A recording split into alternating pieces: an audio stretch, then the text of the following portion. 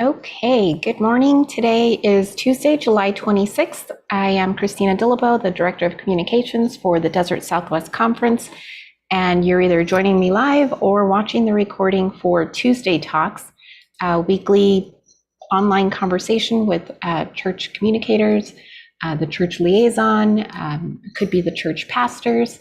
It's whoever it is that you are, you're probably in the right place. Today's topics are, let me go back to my document, are Disabilities Awareness Sunday, and this year it lands on October 16th. But in case you want to plan it out for future years, it's supposed to be the third Sunday of October each year. And Disabilities Awareness Sunday is actually a denominational thing that was created, many years ago. And I think it was in 1990 that the Desert Southwest Conference decided, okay, so then here's when we as a conference will do this. And the resolution describes what this is, and it would be to have a Sunday designated to raising awareness, but also it's not necessarily just a worship service. It may be that at your church, you just do some kind of a practice. It could be doing an audit at your church about, how accessible is our facility or our worship services or whatever. And there's resources for that online. I will add a link to the audit in my follow-up email. I just realized I didn't have that one ready to go.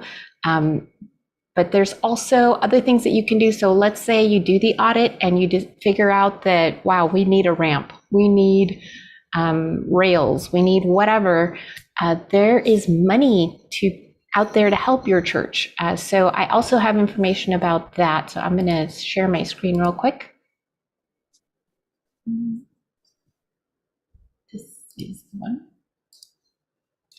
Okay, so first thing that I want to show you is, the information about the Disability Awareness Advocacy Sunday is already live on the conference website, and I will provide the link to it. This is where I've got resources for the Disability Sunday. And if this is the first time that your church ever heard of it, it's not a huge deal. We do have a resolution that's passed that every church is going to do this, but got you covered. In this FAQ link, you'll find all sorts of information about who should be planning this, what should we include, and in this FAQ, I'll just open it up so you can see some of it. There's stuff about the different types of activities and links that you could do. So, it doesn't have to be a worship service. Just getting your congregation to learn a prayer in sign language, that's something. So take some time, take a look at this, and I'm not sure who it is in your church that you would send this to. So liaisons, this is your task with this information is maybe send it to the worship team, send it to the pastor. If you have like a missions team, send information to them, because there could be something for each of those groups that they may do something with it. Heck, you could even send it to your Sunday school people, because they could do the prayer in Sunday school class. So, think about that and send it to the right people. As a liaison, that's what you are tasked to do, is take this information and pass it on to the appropriate people at your church. It's not your job to make it all happen. Just get the information to the right people. And if you already have something at your church that you do for a disability ministry, something that isn't already available here, like this first link is actually, it's what other conferences have done, and it is pretty dated, but it's still pretty useful, I think. Some good information to look back to see as a reference. So if your church does something unique, maybe there's a story there for other churches to learn about it. So please report back, let us know, and we could always do a feature about your church. Right, the other one that I mentioned was about the money that's available. So normally disability ministry grant funds, and this could be something like paying for a SAW ramp. There's a whole ministry I don't remember what SAW stands for, but it's a kind of a offshoot of United Methodist Men. And they have volunteers that will work with your members, with your neighbors, with your church to build a ramp that is like a official, I don't know, there's regulations that they have to follow, the steepness, all this, it's way over my head. But rest assured, it's a great group that knows what they're doing and will get it done within whatever time frame. So the big deal is normally the time frame for applying for a grant is, I think, January through March, but right now they're doing a second cycle. So you could start processing the application, and as long as you submit it by September 30th, you could have some work done at your church or wherever, if you get selected for one of these grants. So that link I'll send you as well.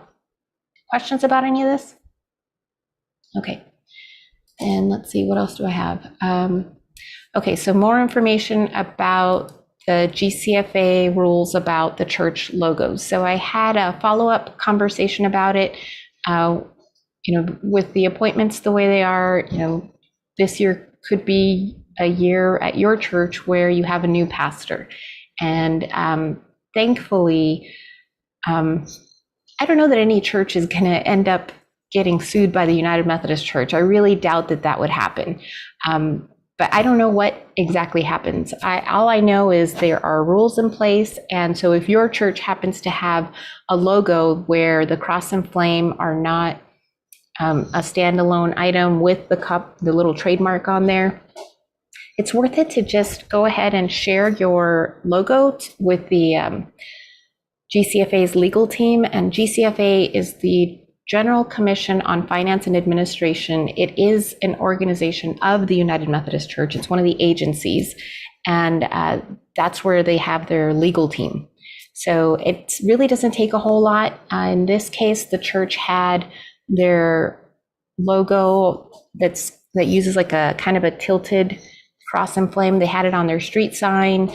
They have it on their stationery, and they happen to have a photo of the street sign. So I asked them to go ahead and send that to the legal team so they can see what it looks like. And it's just sending it as an attachment and an email saying, we're this church, this is our logo. We understand that there are regulations for the cross and flame.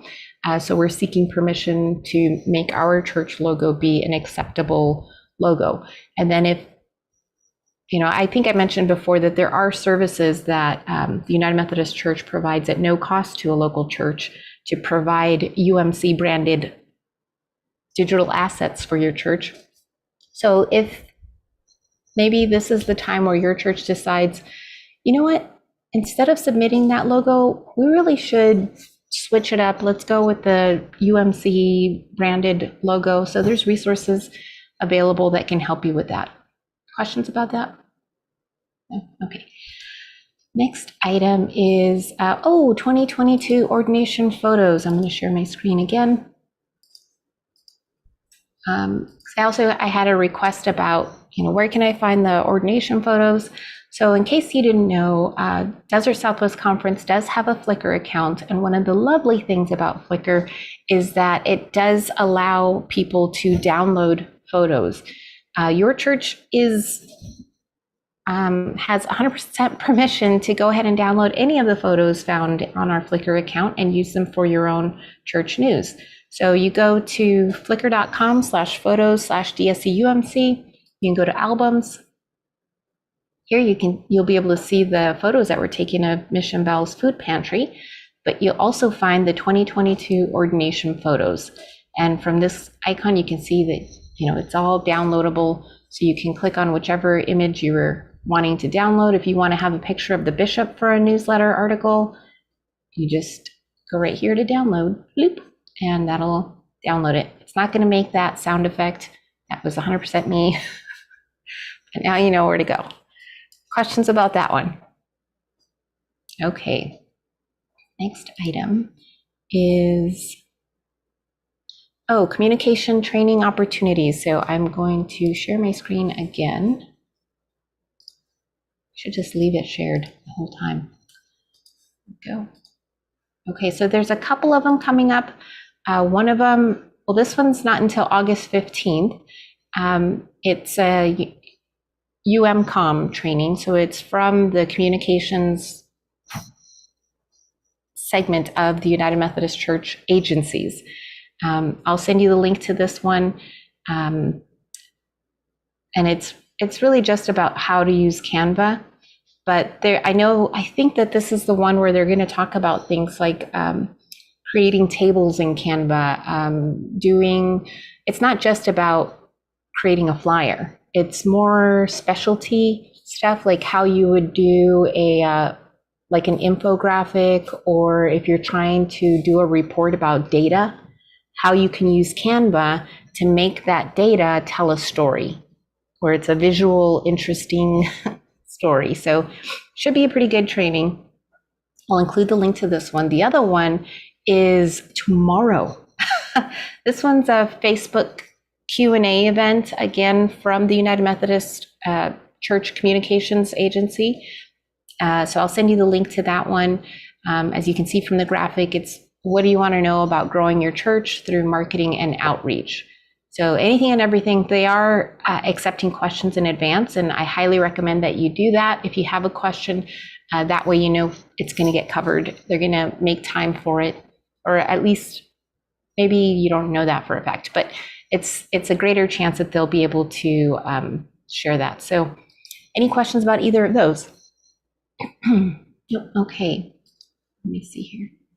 Oh, well, that is it. I do want to share, I guess there's one more thing. I found out probably last week and a little bit the week before, I had many meetings where I met through Zoom with people, and it was the same type of thing, like, sorry, I'm late. Zoom was updating my app or whatever. Later, I discovered that this is actually kind of a big deal. Zoom, let me see here, I got notes about it. Let's see, so a message from Zoom, it's a PSA on Zoom, says, as always, we highly recommend you regularly download and update the latest version of Zoom software by checking for updates within the Zoom client, or by navigating to zoom.us/download to take advantage of all our latest security and functionality features. Okay, so Zoom will make an effort to support any given version of software for at least 9 months before it reaches end of life. However, we may require additional updates outside of this release window to address larger security or compliance features. Yeah, and then they tell you about the the help article. Well, that's not super exciting. There was something about it that was saying like there was going to be another date where if you haven't updated by this day, your Zoom isn't going to work if it hasn't been updated. So just a quick, I guess I think about those churches that are running worship through Zoom.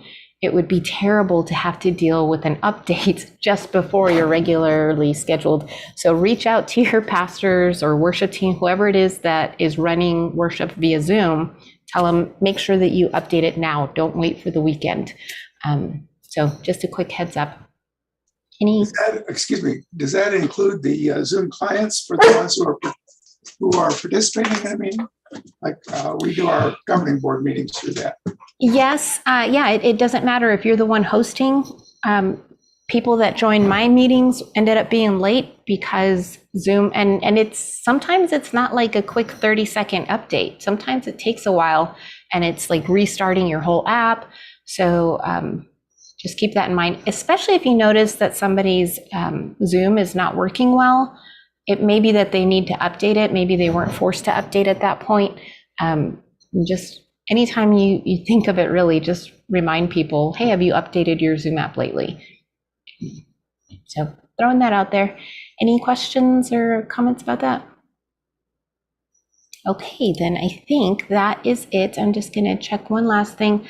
Okay, so that's okay.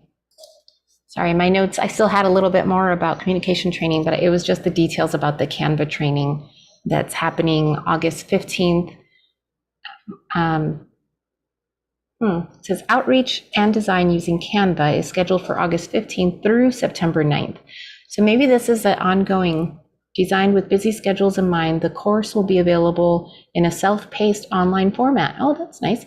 Optional live web session gatherings are set for 1 p.m. U.S. Central Time, Tuesdays and Thursdays. Registration will run through August 10th.